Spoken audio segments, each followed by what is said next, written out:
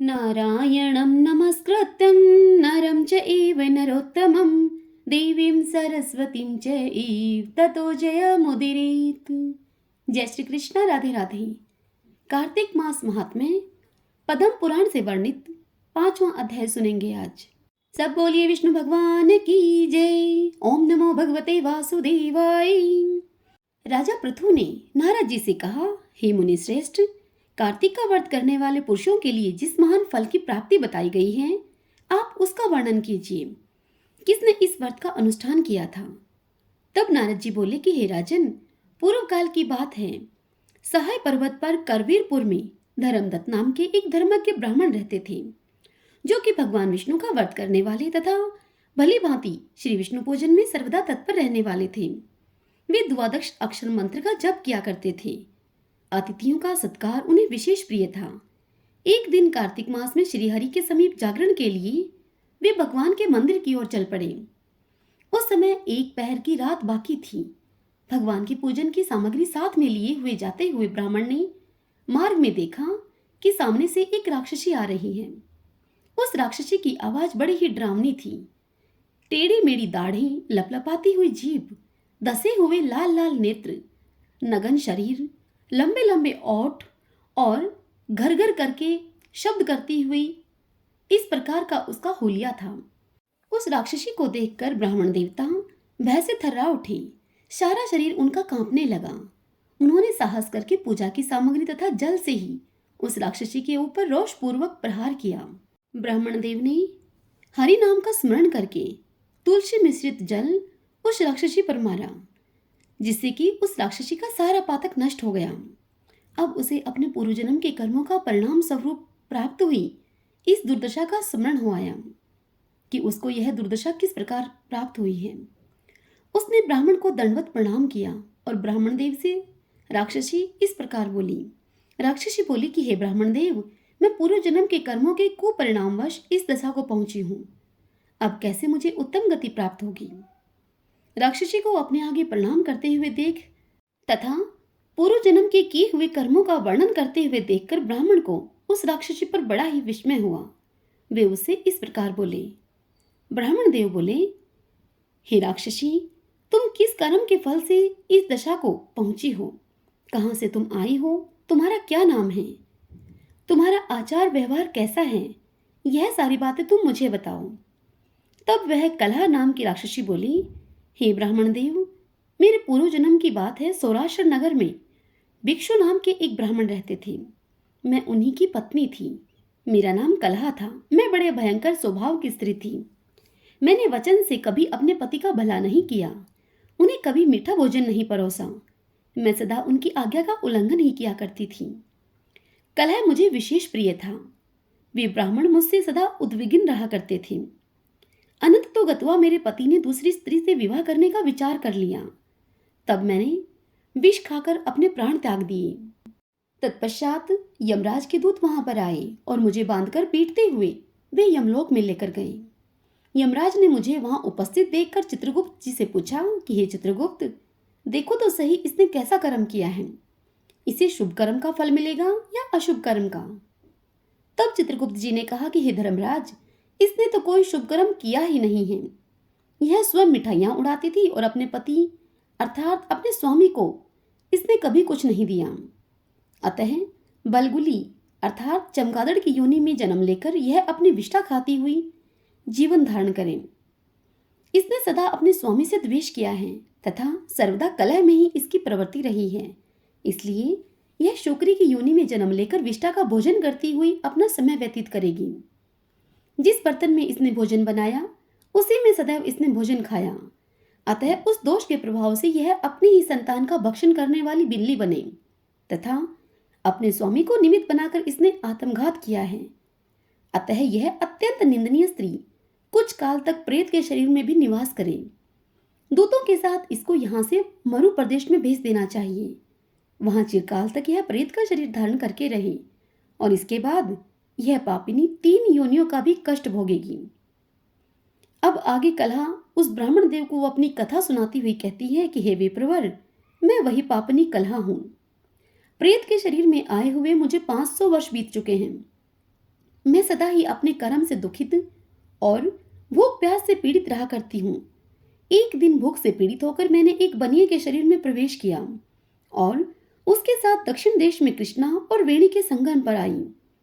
आने पर ज्यों ही संगम के किनारे खड़ी हुई, त्यों ही उस बनिए के शरीर के निकट से भगवान शिव और विष्णु के पार्षद निकले और उन्होंने मुझे बलपूर्वक उस शरीर से दूर भगा दिया। हे द्विजश्रेष्ठ, तभी से मैं भूख का कष्ट सहन करती हुई इधर उधर घूम रही थी। इतने में ही आपके ऊपर मेरी दृष्टि पड़ी। आपके हाथ से तुलसी मिश्रित जल का संसर्ग पाकर मेरे सभी पाप नष्ट हो गए हैं। हे विप्रवर, मुझ पर आप कृपा कीजिए और बताइए कि मैं इस प्रेत शरीर से और भविष्य में प्राप्त होने वाली भयंकर 3 योनियों से मैं किस प्रकार मुक्त होंगी। राजा पृथु को इतनी कथा सुनाकर नारद जी आगे कहते हैं, हे राजन, कलह के ये वचन सुनकर द्विजश्रेष्ठ धर्मदत्त को उसके कर्मों के परिणाम का विचार करके बड़ा विस्मय और दुख हुआ। उसकी गलानी को देखकर उनका हृदय करुणा से द्रवित हो उठा। वे बहुत देर तक सोच विचार करने के पश्चात खेद के साथ उस राक्षसी को बोले। धर्मदत्त ने कहा, तीर्थ, दान और व्रत आदि शुभ साधनों के द्वारा पाप नष्ट होते हैं, किंतु तुम इस समय प्रेत के शरीर में स्थित हो, अतः उन सभी कर्मों में तुम्हारा अधिकार नहीं है। तथापि तुम्हारी गलानी को देखकर मेरे मन में बड़ा दुख हो रहा है। तुम दुखी हो, तुम्हारा उद्धार किए बिना मेरे चित्त को शांति नहीं मिलेगी। अतः मैंने जन्म से लेकर आज तक जो कार्तिक व्रत का अनुष्ठान किया है, उसका आधा पुण्य लेकर तुम उत्तम गति को प्राप्त हो। इस प्रकार कहकर ब्राह्मण धर्मदत्त ने 12 अक्षर मंत्र का श्रवण कराते हुए तुलसी मिश्रित जल से ज्यों ही उसका अभिषेक किया, त्यों ही वह प्रेत शरीर से मुक्त होकर दिव्य रूप धारणी देवी हो गई। धधकती हुई आग की ज्वाला के समान तेजस्विनी दिखाई देने लगी। वह लावण्य से तो वह ऐसी जान पड़ती थी कि मानो साक्षात लक्ष्मी जी हो। तदंतर उसने भूमि पर मस्तक टेककर ब्राह्मण देवता को प्रणाम किया और आनंद विभोर होकर गदगद वाणी में ब्राह्मण देव से बोली, हे द्विजश्रेष्ठ, आपकी कृपा से मैं नरक से छुटकारा पा गई हूँ। मैं पाप के समुद्र में डूब रही थी, आप मेरे लिए नौका के समान हो गए हो। वह राक्षसी कलहा ब्राह्मण देव से इस प्रकार वार्तालाप ही कर रही थी कि एकाएक आकाश से एक तेजस्वी विमान उतरता हुआ दिखाई दिया। वह श्री विष्णु के समान रूप धारण करने वाले पार्षदों से युक्त था। पास आने पर विमान के द्वार पर खड़े हुए पुण्यशील और सुशील इस नाम के 2 पार्षदों ने उस देवी को विमान पर चढ़ा लिया। उस समय उस विमान को देखकर धर्मदत्त को बड़ा विस्मय हुआ। उन्होंने श्री विष्णु रूपधारी पार्षदों का दर्शन करके उनको साष्टांग प्रणाम किया। ब्राह्मण को प्रणाम करते हुए देखकर पुण्यशील और सुशील ने उन्हें उठाया और उनकी प्रशंसा करते हुए यह धर्म से युक्त वचन उनसे कहे। पार्षद बोले, हे द्विजश्रेष्ठ, तुम धन्य हो, क्योंकि तुम सदा भगवान विष्णु की आराधना में संलग्न रहते हो। दीनों पर दया करने का तुम्हारा स्वभाव है। तुम धर्मात्मा और श्री विष्णु व्रत का अनुष्ठान करने वाले हो। तुम बचपन से लेकर अब तक जो कल्याण में कार्तिक का व्रत किया है तुमने, उसके आधे का दान करके दूना पुण्य तुमने प्राप्त कर लिया है। तुम बड़े दयालु हो। तुम्हारे द्वारा दान किए हुए कार्तिक व्रत के अंगभूत तुलसी पूजन आदि शुभ कर्मों के फल से यह स्त्री आज भगवान विष्णु के समीप जा रही है। तुम भी इस शरीर का अंत होने पर अपनी दोनों पत्नियों के सहित भगवान विष्णु के बैकुंठ धाम में जाओगे और उन्हीं के समान रूप धारण करके सदा उनके समीप निवास करोगे। हे धर्मदत्त, जिन लोगों ने तुम्हारी ही भांति श्री विष्णु की भक्ति पूर्वक आराधना की है, वे धन्य और कृत करते हैं तथा संसार में उन्हीं का जन्म लेना सार्थक है। जिन्होंने पूर्व काल में राजा उत्तानपाद के पुत्र ध्रुव को ध्रुव पद पर स्थापित किया था, उन श्री विष्णु की यदि भली भांति आराधना की जाए तो वे अपने प्राणियों, अपने भक्तों को क्या नहीं दे डालते। भगवान के नामों का स्मरण करने मात्र से देहधारी जीव सदगति को प्राप्त हो जाते हैं। पूर्व काल में जब गजराज को ग्रह ने पकड़ लिया था, उस समय उसने श्री हरि के नाम स्मरण से ही संकट से छुटकारा पाकर भगवान की समीपता प्राप्त की थी और वही अब भगवान का जय नाम से प्रसिद्ध पार्षद हैं। तुमने भी श्री हरि की आराधना की है, अतः वे तुम्हें अपने समीप अवश्य स्थान देंगे। हरि ओम तत्सत। भगतजनों, अब मैं आप सबको कार्तिक माह के शुक्ल पक्ष की गोपाष्टमी की कथा सुनाती हूँ। सब बोलिए गौ माता की जय। कार्तिक शुक्ल पक्ष की अष्टमी तिथि को गोपाष्टमी के रूप में मनाया जाता है। इस दिन भगवान श्री कृष्ण ने गौ चारण लीला आरंभ की थी।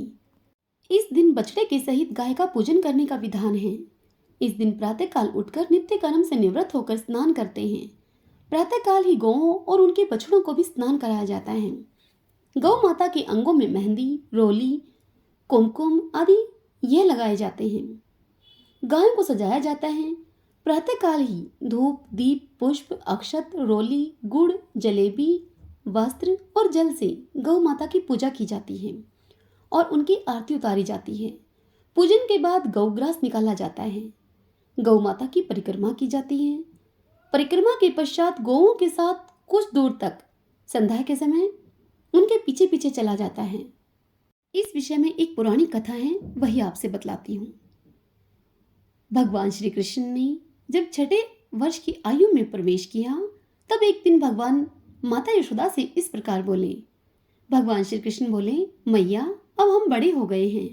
तब यशोदा माँ बोली, अच्छा लल्ला, अब तुम बड़े हो गए हो तो बताओ अब क्या करें। तब भगवान श्री कृष्ण ने कहा कि अब हम बछड़े चराने के लिए नहीं जाएंगे, अब हम गाय चराएंगे। तब माँ यशोदा ने कहा कि ठीक है, तुम बाबा से पूछ लेना। मैया के इतना कहते ही झट से भगवान श्री कृष्ण नंद बाबा से पूछने के लिए पहुंच गए। तब नंद बाबा ने उनसे कहा कि लल्ला, अभी तुम बहुत छोटे हो, अभी तुम बछड़े ही चराओ। तब भगवान श्री कृष्ण बोले कि बाबा, अब मैं बछड़े नहीं गाय ही चराऊंगा। जब भगवान नहीं माने, तब उनके बाबा नंद बाबा बोले कि ठीक है लला, तुम पंडित जी को बुला कर लाओ, वह गौ चारण का मुहूर्त देखकर बता देंगे। बाबा की इस बात को सुनकर भगवान झट से पंडित जी के पास पहुंचे और उनसे बोले कि पंडित जी, आपको बाबा ने बुलाया है, गौ चारण का मुहूर्त देखना है। आप आज ही इस गौ चारण का मुहूर्त बता देना, मैं आपको बहुत सारा माखन दूंगा। तत्पश्चात पंडित जी के साथ भगवान श्री कृष्ण अपने नंद बाबा के पास पहुंचे। पंडित जी वहां पहुंचकर बार बार पंचांग को उलट पलट कर देखने लगे। तब नंद बाबा ने उनसे पूछा कि पंडित जी, क्या बात है, आप बार बार क्या गिन रहे हैं। तब पंडित जी उनसे बोले कि क्या बताएं नंद बाबा जी, केवल आज ही का मुहूर्त है, यही मुहूर्त निकल रहा है, इसके बाद तो 1 वर्ष तक कोई मुहूर्त नहीं है। पंडित जी की इस बात को सुनकर नंद बाबा ने भगवान को गौ चारण की स्वीकृति दे दी। भगवान श्री कृष्ण जिस समय में जो कार्य करें वही शुभ मुहूर्त बन जाता है। बस उसी दिन से भगवान ने गौ चारण आरंभ किया और वह शुभ तिथि थी कार्तिक माह के शुक्ल पक्ष की अष्टमी। भगवान के गौ चारण आरंभ करने के कारण यह तिथि गोपाष्टमी कहलाई। पंडित जी और नंद बाबा की स्वीकृति मिलने के पश्चात माता यशोदा ने अपने लल्ला का श्रृंगार किया और जैसे ही पैरों में जूतियां पहनाने लगी तो लल्ला ने मना कर दिया और बोले, मैया, यदि मेरी गौएं जूतियां नहीं पहनती तो मैं जूतियां कैसे पहन सकता हूँ। यदि पहना सकती हो तो उन सभी गौओं को भी जूतियां पहना दो। तब माँ यशोदा बोली कि लल्ला, गौएं जूतियां नहीं पहनती हैं। बस उसी दिन से जब तक भगवान श्री कृष्ण वृंदावन में रहे, उन्होंने कभी पैरों में जूतियां नहीं पहनी। आगे आगे गाय और उनके पीछे बांसुरी बजाते हुए भगवान बलराम और श्री कृष्ण के यश का गान करते हुए ग्वाल गोपाल इस प्रकार से विहार करते हुए भगवान ने उस वन में प्रवेश किया। तब से भगवान की गौ चारण लीला का आरंभ हुआ। जब भगवान गोवें चराते हुए वृंदावन जाते, तब उनके चरणों से वृंदावन की भूमि अत्यंत पावन हो जाती।